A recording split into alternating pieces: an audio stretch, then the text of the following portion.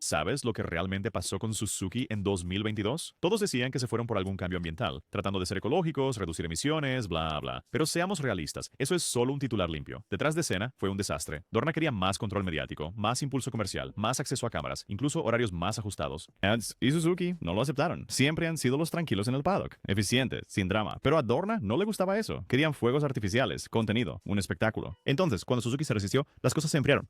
De repente, las reuniones internas se volvieron tensas. A los mecánicos los mantuvieron en la oscuridad. Y luego, de repente, anunciaron la salida a mitad de temporada. Hermano, ni siquiera se lo dijeron a los pilotos con anticipación. Rins y Mir literalmente se enteraron junto con el resto del mundo. Fue brutal. No porque fracasaron, sino porque se negaron a seguir el guión de Dorna. Ahora hablemos de Marc Márquez en 2020. No fue solo un mal accidente en Jerez, fue un fracaso total en la gestión del desastre. El tipo se rompió el húmero y se operó de inmediato. Pero aquí está la parte loca. Solo 3 días después estaba intentando correr de nuevo. ¿Quién aprobó eso? Como imaginar atornillar tu brazo y luego flexionarlo contra 250 caballos de fuerza en una moto de MotoGP. Obviamente, la placa se rompió de nuevo, siguió la segunda cirugía, luego infecciones y después 1 año y medio de lucha. ¿Y por qué? Porque HRC estaba desesperado. Todo el desarrollo de su moto se basaba en Marc. Sin él, estaban perdidos. No se trataba de una recuperación a largo plazo. Se trataba de salvar las audiencias de televisión y los patrocinadores.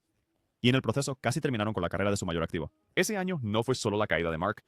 Fue la primera grieta en la ilusión de que Repsol Honda lo tenía todo resuelto. Vinales y Yamaha. Hombre, esa fue una de las rupturas más extrañas de los últimos años.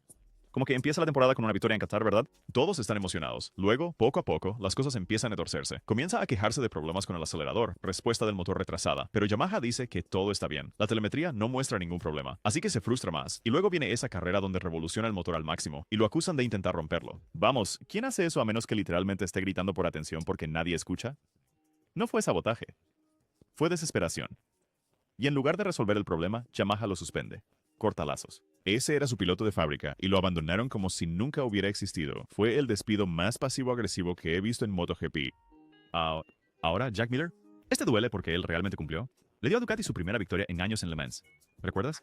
Incluso victorias consecutivas. Y aún así, se notaba que se inclinaban hacia Pecco Bagnaia. Como si la moto GP22 de Jack no estuviera recibiendo las mismas mejoras. El enfoque del desarrollo no estaba centrado en su estilo de conducción. Y no es que no fuera bueno, es que no encajaba en el plan de marca a largo plazo de Ducati. Pecco era italiano, tranquilo, de manual. Jack era crudo, a la antigua, agresivo. Incluso cuando lo estaba haciendo genial, se podía sentir a Ducati dándole la espalda. No lo echaron directamente, pero se podían ver las señales. Cada vez que algo nuevo salía, iba a Pecco primero. Jack estaba luchando con una mano atada a la espalda y lo hicieron parecer como si fuera su propia culpa. Y luego está Jorge Lorenzo en 2016. Comienza la temporada ganando en Qatar, el más rápido en la pista, pero Yamaha ya había tomado su decisión. Iban con Maverick Viñales para 2017. Jorge todavía estaba a ritmo de título, pero de repente las cosas se pusieron raras. Pidió mejoras en el motor. Silencio. Las reuniones de configuración eran más cortas. Empezaron a tratarlo como un invitado en su propio garaje. Podía sentirlo, hombre. 3 carreras y él estaba como, este ya no es mi equipo. No se trataba ni siquiera de los resultados, era sobre la narrativa. Se estaban moviendo hacia el futuro y Jorge simplemente ya no encajaba. El título de 2015, hermano, eso no se ganó, se entregó. Rossi y Lorenzo estaban codo a codo, ¿verdad? Rivalidad clásica, excepto que esta se volvió sucia. Sepang fue el punto de inflexión, pero no pretendamos que ahí fue donde todo comenzó. Márquez ya había estado molestando a Rossi durante algunas carreras.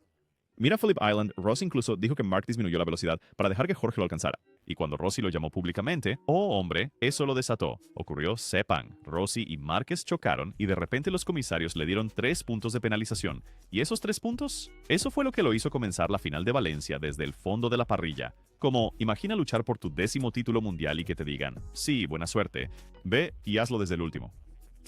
Rossi terminó cuarto, Jorge ganó la carrera y boom, campeón. Eso no fue una carrera, eso fue política disfrazada de cuero. Y fue el momento en que los fanáticos realmente se dieron cuenta de que MotoGP tenía un guión, y Rossi ya no lo escribía.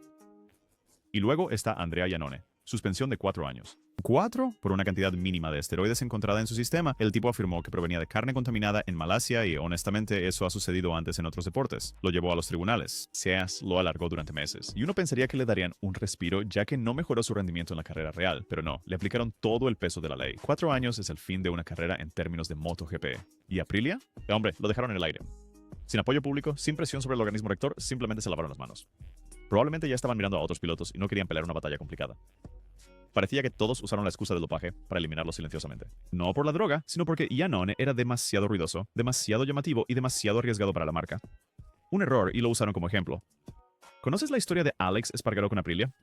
Es una de esas raras veces en que el desvalido lucha a través del ruido. Abril lo trajo como un sustituto. Esa es la verdad. Un veterano para probar la moto, dar retroalimentación, mantener el asiento caliente hasta que llegara alguien más joven y llamativo. Pero Alex no siguió el guión. Luchó por cada punto. Arrastró esa terrible Aprilia de principios de año a las Q2, luego al top 10 y de repente a los podios. En 2022 ganó en Argentina. No fue solo una victoria, fue la primera victoria de Aprilia en MotoGP. Y aún así, durante la temporada de contratos dudaron, como que realmente pensaron en dejarlo ir. ¿Por qué? Porque no era lo suficientemente comercial. Sin exageraciones, sin ruido de relaciones públicas, solo pura determinación. Afortunadamente, los fanáticos hicieron suficiente ruido para avergonzar a Aprilia y que lo mantuvieran. Pero imagina eso. Un tipo te da tu victoria decisiva y aún así lo piensas 2 veces. Así de retorcido se ha vuelto el juego de la imagen en este deporte. Ese accidente de 2020 entre Zarco y Morbidelli, el momento más aterrador en años. Iban a 300 km/h en el Red Bull Ring. Zarco se cruza ligeramente. Algunos dicen que fue defensivo, otros dicen que descuidado. Y ¡boom! Contacto. La moto de Franco vuela sobre la cabeza de Valentino Rossi. No estoy exagerando, literalmente pasó a centímetros de Rossi. Se podía ver en su cara después de la carrera, conmocionado, pero lo que sucedió después es lo que levantó cejas. Dorna se apresuró a controlar la narrativa. Editaron el metraje de manera que parecía que Zarco le había frenado, pero si mirabas la repetición completa no era tan claro. Ambos estaban fuera de línea. Fue un incidente de carrera, pero Zarco recibió toda la culpa. La FIM lo convocó. Los medios lo incendiaron. Todo mientras Dorna guardaba silencio, porque alguien tenía que cargar con la culpa, y Zarco era la historia más fácil. ¿Arreglar el diseño de la pista? ¿Preguntar sobre los espacios de seguridad? No, solo culpar al piloto. Franco Morbidelli, hombre, esa caída en desgracia fue triste. En 2020 terminó segundo en el campeonato mundial con una moto de un año de antigüedad. Deja que eso se asimile. Estaba superando a pilotos de fábrica completos sin la última tecnología. Avancemos rápido a 2022 y Yamaha básicamente le está dando las obras.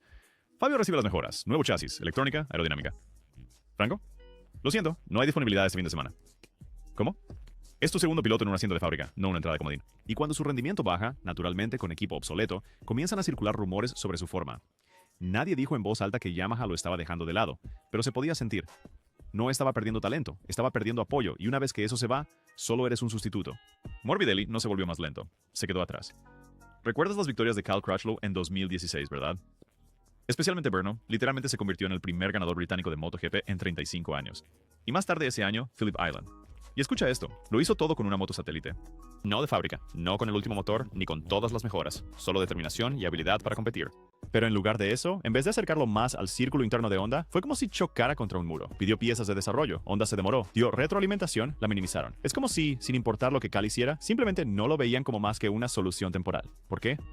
Porque no tenía la imagen de fábrica, no tenía esa vibra corporativa pulcra, decía lo que pensaba, y en MotoGP eso es un riesgo. Así que mientras Cal les daba podios, Honda estaba silenciosamente apostando todo a la próxima gran cosa. Cal era el tipo que les ayudó a mantenerse a flote, pero nunca fue el tipo que querían promover. Ahora hablemos de Takaaki Nakagami, piloto sólido, súper disciplinado, pero si somos honestos, nunca ha sido una amenaza constante para el podio. Año tras año mantuvo ese asiento en LCR Honda. ¿Y por qué? No eran los resultados, era el marketing. Trajo el patrocinio japonés de Idemitsu, y a Honda le encantaba la narrativa de tener un héroe local. Incluso cuando talentos más rápidos de Moto2 como Ai Ogura empezaron a llamar a la puerta, Nakagami se quedó. Su rendimiento bajó, los accidentes aumentaron, pero ese asiento, intocable. ¿Crees que se trata de carreras? No, se trata de cumplir con los requisitos. Takaaki era seguro, no controversial y bueno para el negocio. En un deporte que se supone debe ser implacable, a veces la apuesta más segura gana, no la más rápida. Ahora Lorenzo Savadori, este es extraño. Nunca se suponía que fuera un piloto de MotoGP a tiempo completo.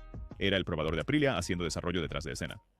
Pero cuando necesitaron un cuerpo presente, después de la sanción por dopaje de Iannone y otros pilotos pasaron, lo pusieron a él. Sin pretemporada, sin una configuración adecuada, simplemente aquí, toma el asiento. Y obviamente tuvo dificultades. Los fanáticos lo criticaron. ¿Por qué está aquí? Pero honestamente, eso fue injusto. No estaba allí para ganar. Estaba allí para recopilar datos, mantener el programa estable. Mientras todos miraban los tiempos de vuelta, Aprilia solo intentaba sobrevivir la temporada.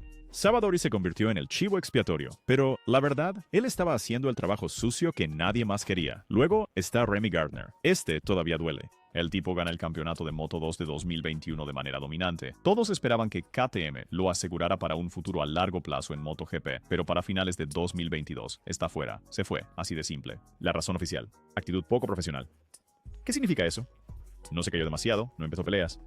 Todo lo que escuchamos fue que él y su equipo no encajaban con las expectativas de relaciones públicas de KTM.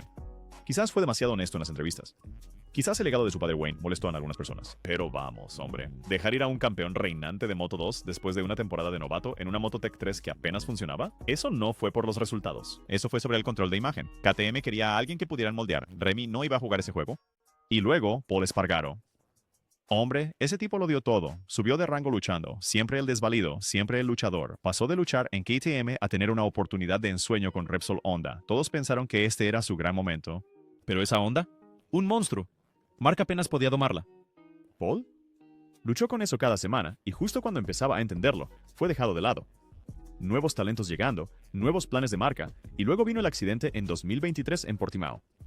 Lesiones en la columna, mandíbula, pulmones. Fue aterrador, tuvo suerte de estar vivo, y mientras los aficionados contenían la respiración esperando actualizaciones, el paddock ya había seguido adelante. Sin homenaje emocional, sin promesa de asiento a largo plazo, nada. Regresó más tarde en la temporada silenciosamente, pero estaba claro que su capítulo ya estaba cerrado en sus mentes. Lealtad. En este deporte tiene una fecha de caducidad, y esa es la realidad que nunca quieren mostrarte. Algunos pilotos son devorados porque son demasiado honestos.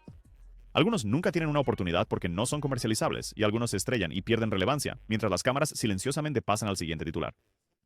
La verdad es que MotoGP vende velocidad, pero detrás de la velocidad hay silencio.